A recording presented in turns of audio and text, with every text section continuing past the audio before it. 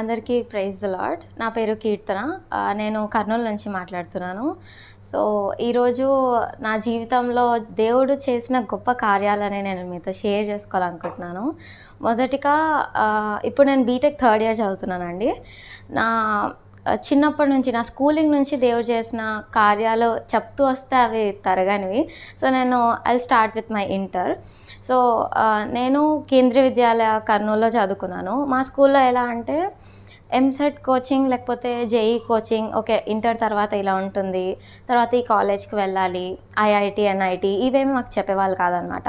So, నా inter అయిపోయేదాకా నాకు తెలీదు ఇట్లా చదవాలి, ఇంత ర్యాంక్ తెచ్చుకోవాలి, ఇలా ప్లేస్మెంట్స్ వస్తాయి, I don't know anything.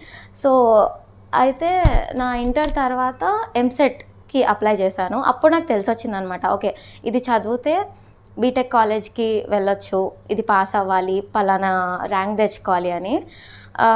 JEE అయితే అసలు అనుకోని రీతిగా, మీరు నమ్ముతారో నమ్మరో, జస్ట్ 1 వీక్ నేను చదువుకున్నాను అంతే.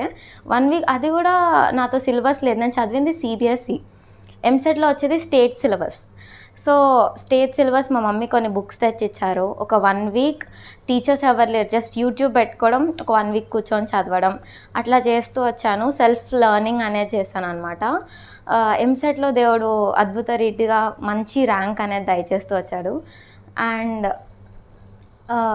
జాషువా బ్రదర్ చెప్పినట్లుగా మా మమ్మీ నీకెందుకు రావాలి అని కాకుండా వచ్చింది అనుకొని ప్రేయర్ చేయని చెప్తూ వచ్చారనమాట. సో నేను జేఈ విషయంలో అదే చేస్తూ వచ్చాను. ఏసయ్యా నాకు వస్తుందని, అంటే ఐఎమ్ నాట్ వర్తీ, కానీ నీవు నాకు ఇచ్చినందుకు థ్యాంక్స్, అట్లా నేను ప్రేయర్ చేస్తూ వచ్చాను. యాక్చువల్గా నా ఫ్రెండే ఉందన్నమాట, 40,000 అట్లా పెడుతూ వచ్చి జేఈ మెయిన్స్కి ప్రిపేర్ అవుతూ వచ్చింది. సో తనకే, అంటే కొంతమందికి అట్లా రాలేకపోయింది, అడ్వాన్స్ కూడా రాసే అవకాశాన్ని దేవుడు నాకు దయచేస్తూ వచ్చాడు. అండ్ ఒక బీటెక్ కాలేజ్లో నాకు ఫ్రీ సీట్ దయచేస్తూ వచ్చాడు. అంటే ఒక సిఎస్సి సీట్ రావాలి అంటే 6-7 lakhs కట్టి నా ఫ్రెండ్స్ చేరారనమాట. అట్లాంటిది అసలు నేను వర్తీనే కాదు, అసలు ఆ సీట్ నాకు రాకూడదు, అలాంటిది దేవుడు నాకు దయచేస్తూ వచ్చాడు. అండ్ రీసెంట్గా నాకు third year first semester results వచ్చినప్పుడు కూడా ప్రతి ఒక్కరికి ఏమైందంటే వాళ్ళ రిజల్ట్స్ ఇప్పుడు 9.5 అట్లా వచ్చిన వాళ్ళందరికీ రిజల్ట్స్ కొన్ని పాయింట్స్ తగ్గుతూ వచ్చాయన్నమాట. ఎస్జిపిఏ తగ్గుతూ వచ్చింది. కానీ నా విషయంలో ఒక్కటి నాకు అర్థం కాలేదు.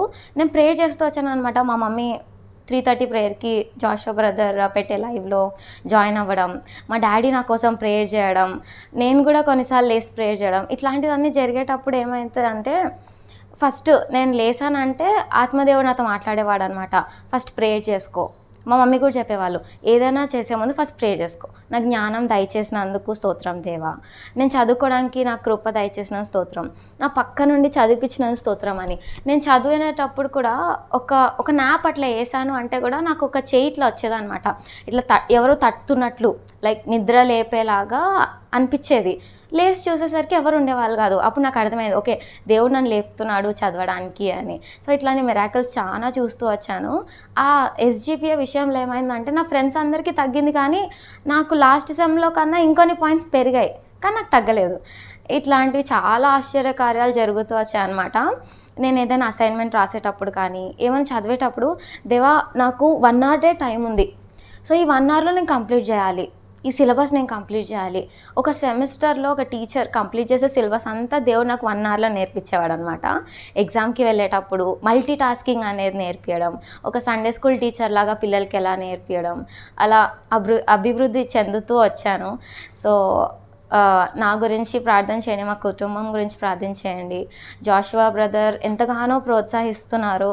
సో మా మమ్మీ విషయంలో, నా విషయంలో, మా తమ్ముడి విషయంలో, మా ఫ్యామిలీ అందరి విషయంలో ప్రతి ఒక్కటి కూడా లైవ్లో జరిగేదంతా మాకు జరుగుతూ వస్తుందన్నమాట. ఏదో చెప్పాలని కాదు, కానీ రియల్గా మేము ఎక్స్పీరియన్స్ చేస్తున్నాము. దేవుని కృప అసలు నమ్మశక్యం కానేది.